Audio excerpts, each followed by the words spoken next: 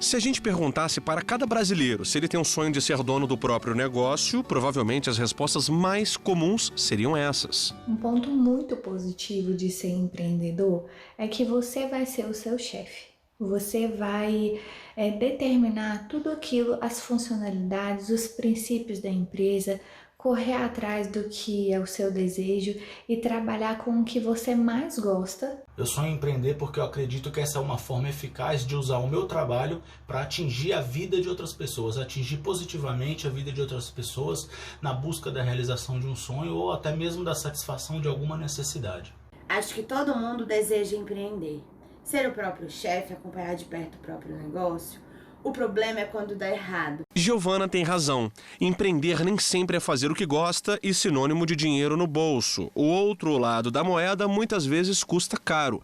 Ninguém pensa em juntar as economias, apostar tudo em um negócio e depois fechar as portas. Empreender não é só abrir uma empresa, é ter gestão, saber fazer a conta certa. E num mundo em constante evolução tecnológica, é oferecer soluções.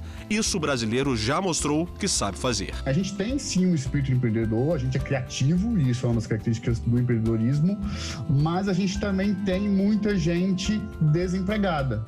Isso não é novidade para ninguém. Então isso também empurra as pessoas para o empreendedorismo, né? Keniston é do Núcleo de Estudos e Pesquisas do Sebrae Nacional. Ele explica que há duas formas de empreender, por oportunidade ou necessidade.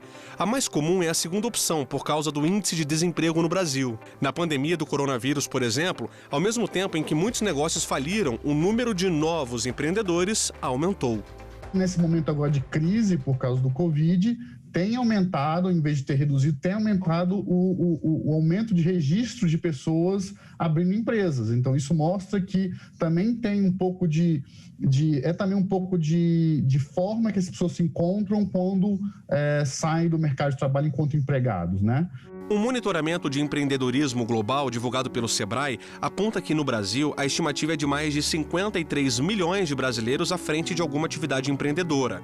Estima-se também que 17 milhões são pequenos negócios que englobam microempreendedores individuais, microempreendedores e empresas de pequeno porte. Todos os estudos acadêmicos sobre o crescimento econômico demonstram, não somente no Brasil, mas também fora do Brasil, que, na verdade, é o pequeno negócio, é o empreendedor novo que traz não somente novas tecnologias e aumento de produtividade como um todo, que é uma parte muito, muito importante para o crescimento econômico, mas também novos empregos, né?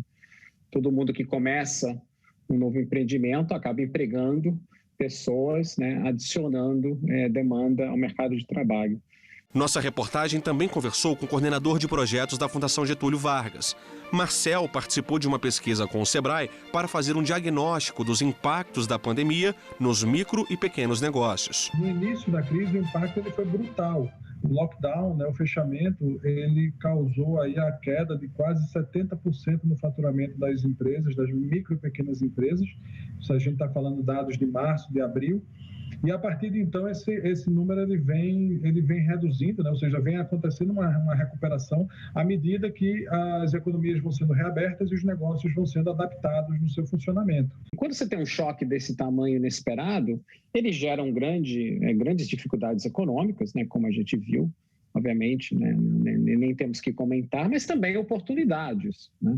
E eu acho que isso que chamou, né?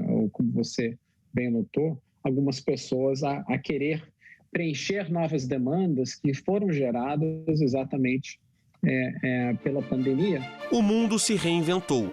Para sobreviver à crise, mais do que dobrou o número de empreendedores brasileiros que investiram em ferramentas digitais para realizar as vendas. Os setores que apresentaram negócios que migraram mais rapidamente para as plataformas digitais tiveram menor queda no seu faturamento. Alguns setores um pouco mais tradicionais, que têm mais dificuldade de transformar digitalmente os seus negócios, estão passando por dificuldades um pouco maiores. Sabe o ditado popular, enquanto alguns choram, outros vendem lenço? Foi na pandemia que Rildo desenvolveu um aplicativo para os amantes da gastronomia. Funciona assim: o cliente escolhe o restaurante, seleciona o prato e paga a conta sem enfrentar fila. O cardápio virou digital, tudo é feito pelo smartphone. Nós oferecemos tanto o cardápio digital, que o consumidor ele não precisa ter contato físico com o cardápio em papel ali, né? Como o consumidor ele consegue fazer o seu pedido através da plataforma, bipando um QR Code, ele consegue selecionar os produtos, fazer o seu pedido, inclusive o pagamento, sem nenhum contato físico com o garçom. E isso é exatamente o que a pandemia trouxe de necessidade para esse estabelecimento. Nós conseguimos oferecer com isso uma redução de custo operacional para os estabelecimentos. Empreender é arriscar.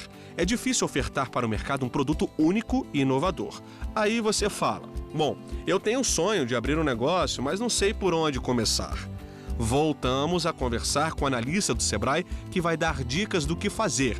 Aliás, do que não fazer. Não entre no mercado sem conhecer nada. Porque geralmente as pessoas fazem assim, eu quero empreender. Cachorro-quente o pessoal vende bem, né? Eu sei fazer cachorro-quente, vou vender. Não deve ser assim, sabe? Porque a chance de erro é muito grande. Então, assim, você fala assim, eu quero vender cachorro-quente, ok. Quanto que o pessoal vende cachorro-quente? Como é a qualidade? Vai lá, coma um, veja como é. Você fala, pô, o meu poderia ter isso daqui. Então, o primeiro ponto é esse, é conhecer um pouco o mercado no qual você quer entrar. Outra dica importante que parece óbvia, mas é essencial para qualquer negócio ter sucesso: saber fazer as contas. Quanto eu vou cobrar? Do que eu vou cobrar? Quanto é lucro? Quanto é custo? Né? Qual é o investimento que eu vou fazer no início? Porque se você nunca vendeu cachorro-quente, você vai ter que comprar insumos. Isso é investimento, né? Isso é dinheiro.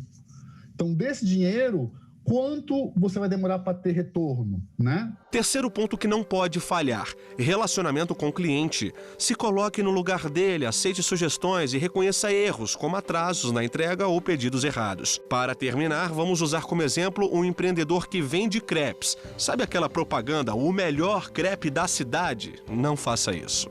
Esse é um slogan, digamos, muito batido. E você não pode dizer que seu crepe é o melhor da cidade. Pense melhor o que seu crepe tem de diferencial. Então, assim, quando você oferta algo no mercado, você tem que falar o seguinte, você tem que pensar o que a gente chama de proposta de valor.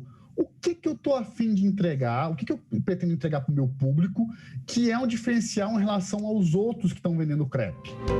Pessoas que começaram a empreender na pandemia, outras descobriram a vocação há muito tempo e por muito pouco não desistiram de tudo. O Repórter Justiça está agora no Lago Sul, às margens do Lago Paranoá, cartão postal de Brasília, onde as pessoas gostam de passear, curtir esse visual maravilhoso, tirar foto e se refrescar no lago.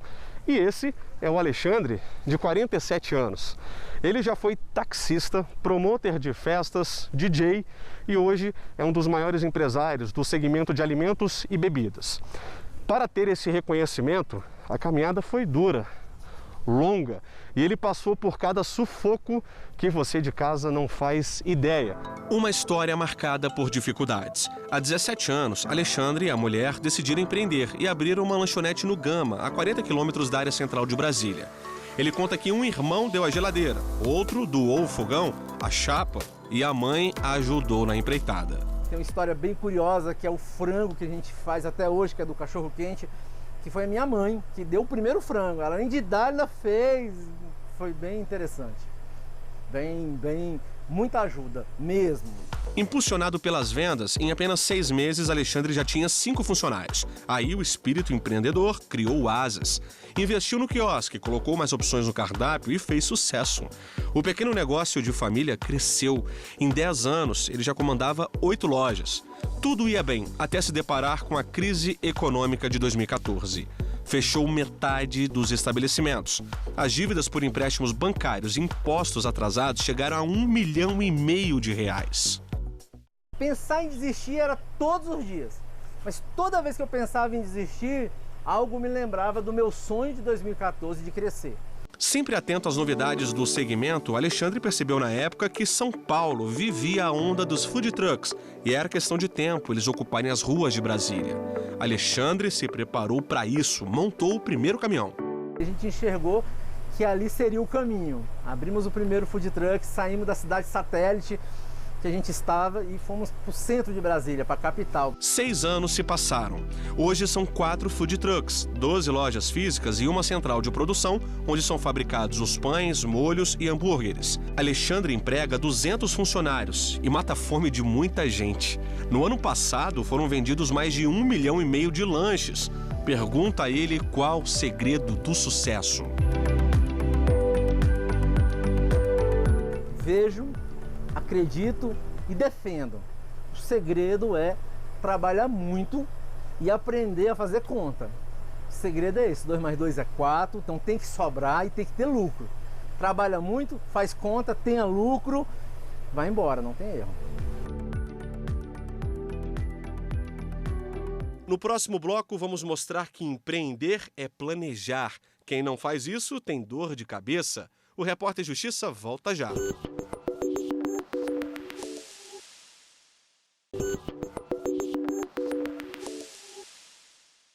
Empreender é sair da zona de conforto, transformar vidas, é arriscar, mudar drasticamente a rotina, estar disponível 24 horas por dia e não medir esforços pelo sucesso do negócio. É sonhar e, ao mesmo tempo, ter o pé no chão para não colocar o investimento em risco. Às vezes, dar um passo para trás para depois seguir em frente.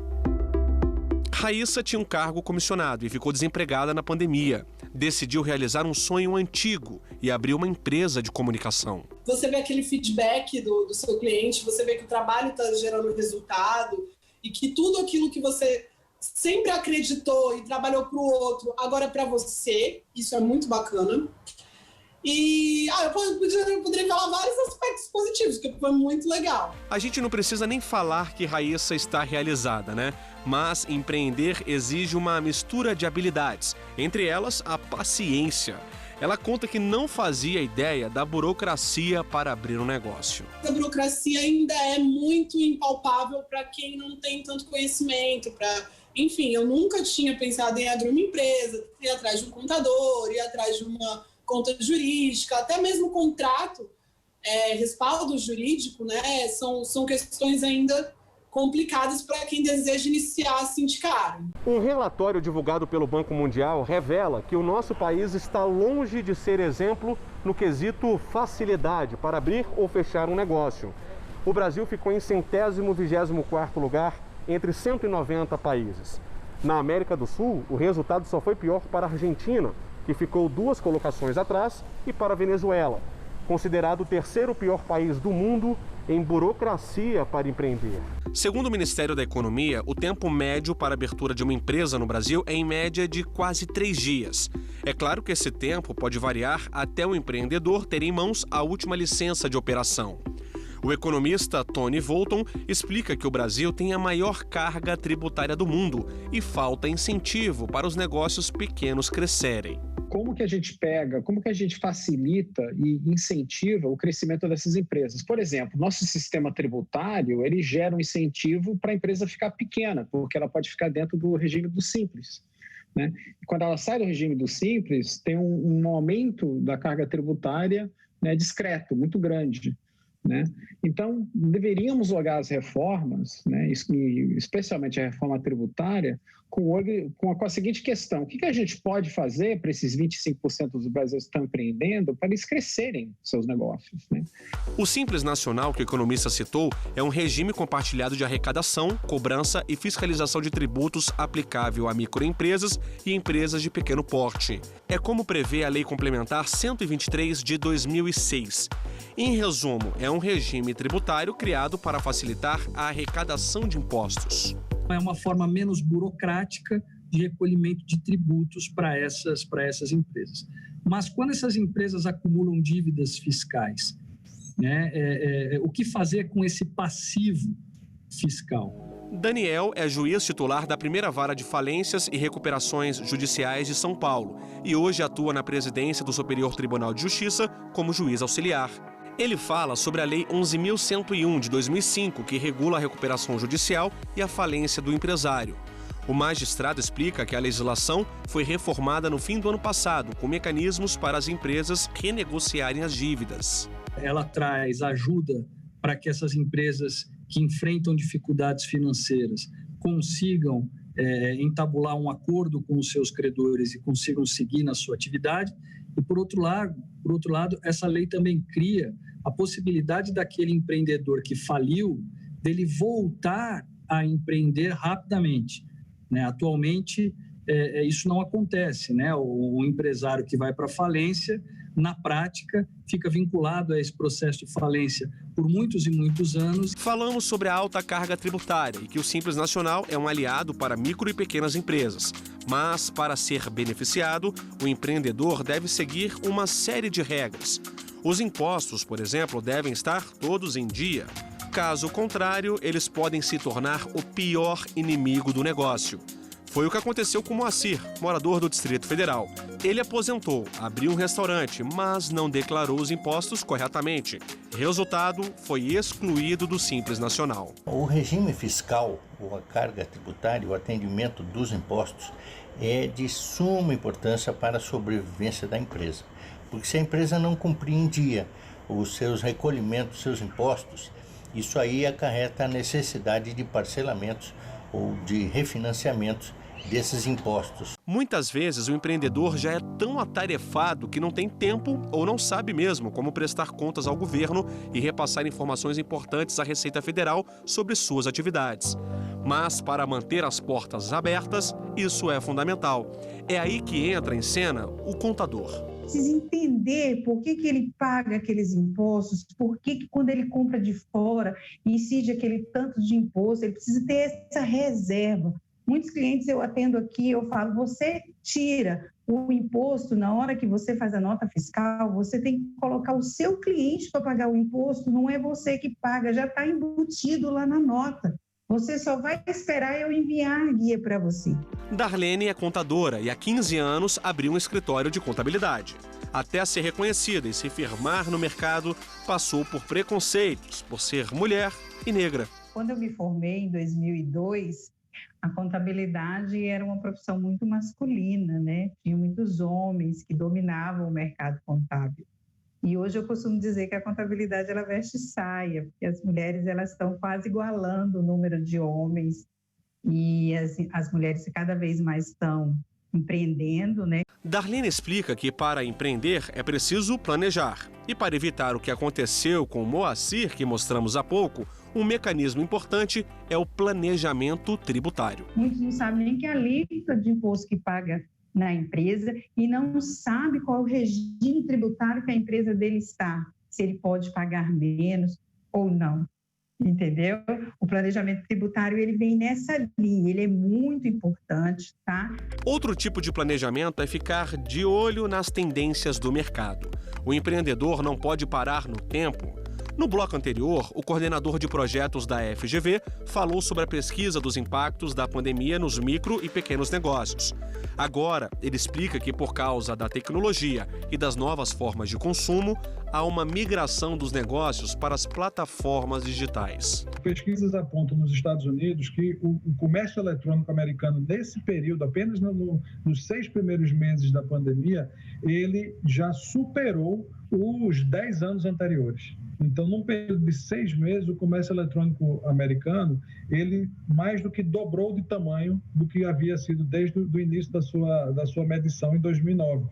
Aqui no Brasil isso não está diferente. Os dados iniciais têm apontado também para uma duplicação do tamanho do comércio eletrônico no Brasil. Pesquisadores batizaram esse fenômeno de Phygital, quer dizer, a união dos mundos físico e o digital. É um caminho sem volta. A transformação digital não é nenhum bicho de 7 cabeças. A transformação digital ela veio para ficar porque os negócios estão sendo transformados, porque o mundo está sendo transformado. Então, o pequeno empresário, o micro e pequeno empresário, ele precisa entrar nesse universo, entrar de peito aberto, entrar sem medo, para avaliar de que forma essas ferramentas podem ajudar o seu negócio. A gente tem percebido hoje em dia que uma gama cada vez maior de empresas tem atuado, tem migrado para o digital. No próximo bloco, você vai conhecer modelos de negócios mais tecnológicos, com muita oferta e o melhor, reduzindo custos. Ficou curioso? A gente volta já.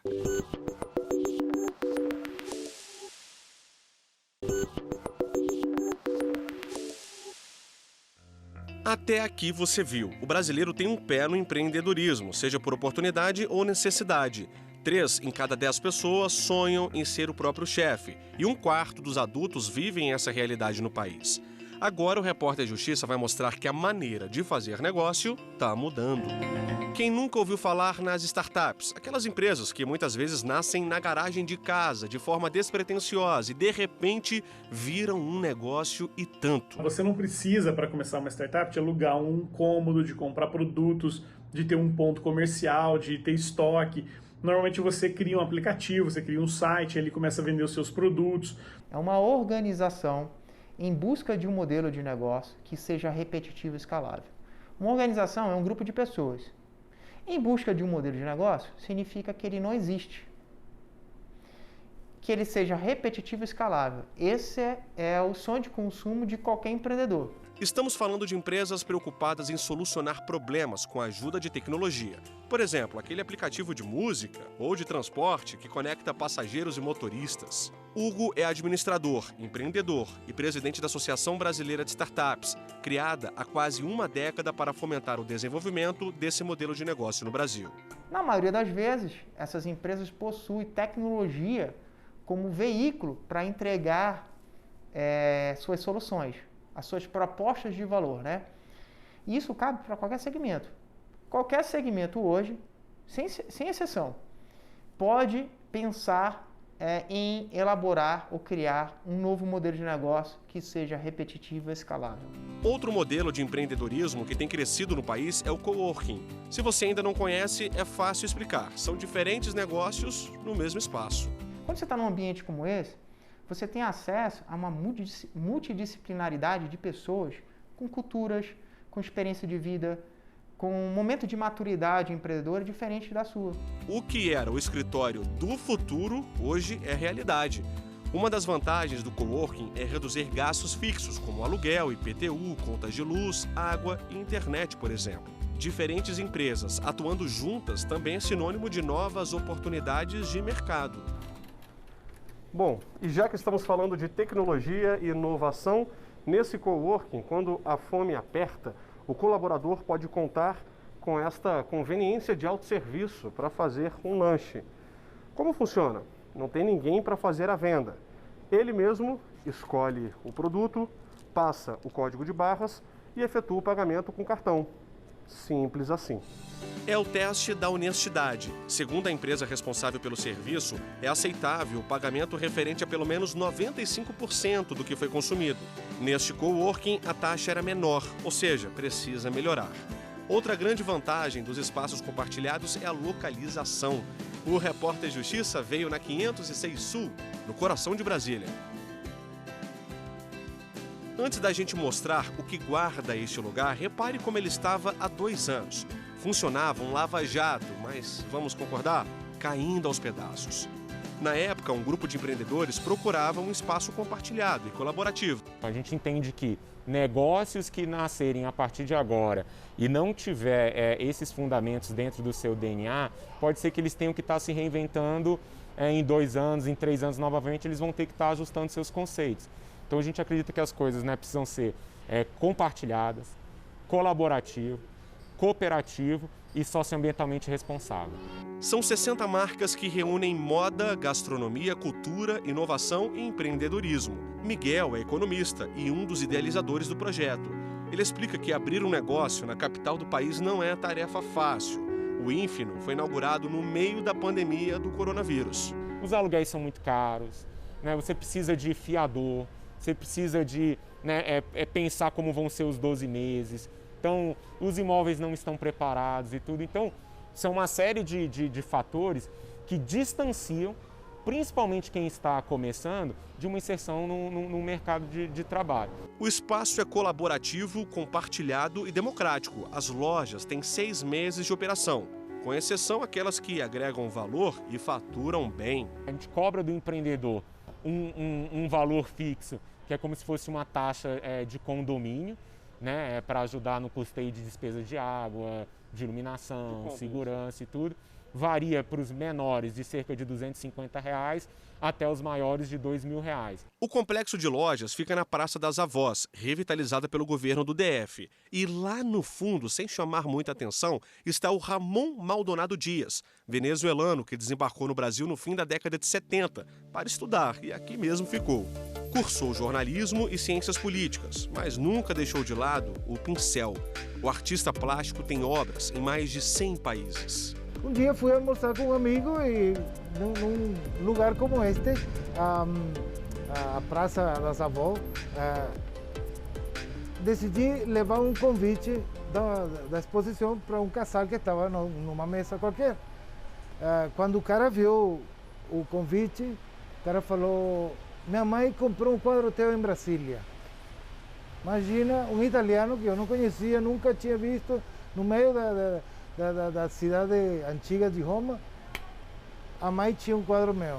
É muito louco, rapaz. Uma conversa rápida com o Ramon, percebemos o quanto valoriza as cores. Ele justifica. O mundo precisa de alegria, entendeu? E todas as cores têm um toque lá no cérebro. Aquela informação que entra pela retina, vai lá no cérebro e fica acumulada aí para ver onde que ela vai ser encaminhada, né? Ramon nos convidou para conhecer uma exposição de arte assinada por ele dentro do complexo. Você de casa, reconhece o lugar que serviu como inspiração para Ramon pintar esta tela? Pergunta fácil, né? É assim, do lado de fora, que ele enxerga a Praça das Avós nos dias mais movimentados. Aliás, não é apenas inspiração, não. Cada pessoa que compõe o cenário existe.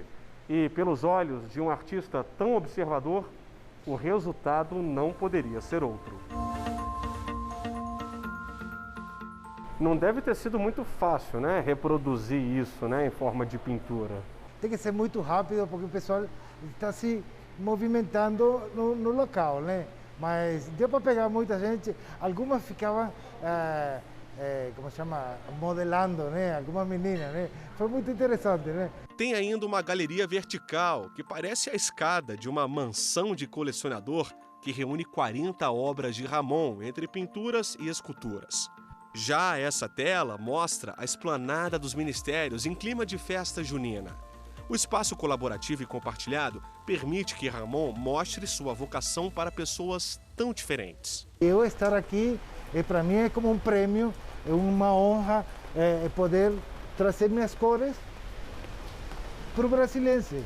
O complexo gera renda para mais de 100 famílias, movimenta a economia e oferece ao público um leque de serviços. Quem vem, gosta do que vê. São lojas menores, você está mais perto do produtor, de algo diferente, né? Não é um treco tão padronizado quanto uma loja de shopping. Então, mais importante para mim do que as lojas estarem juntas é serem coisas mais personalizadas, sabe? Para quem conheceu esse lugar como um lava-jato abandonado, hoje o espaço é motivo de orgulho. Eu vejo isso aqui como um grande diamante bruto que a gente vai precisar ainda de uns 10 anos, lapidando ele até chegar no seu pleno potencial. Somos muito gratos, a população, sobretudo a vizinhança, vem nos recebendo muito bem e pode acreditar que tem muita gente trabalhando bastante, se entregando bastante para transformar isso aqui num grande sucesso e numa vitrine do que pode ser o Brasil. E assim a gente termina o Repórter Justiça desta semana. Já segue o nosso perfil no Instagram, é o TV Justiça Oficial. No YouTube o canal é o mesmo. Se quiser entrar em contato com a nossa produção, o e-mail é o repórterjustiça@stf.jus.br. Até a próxima!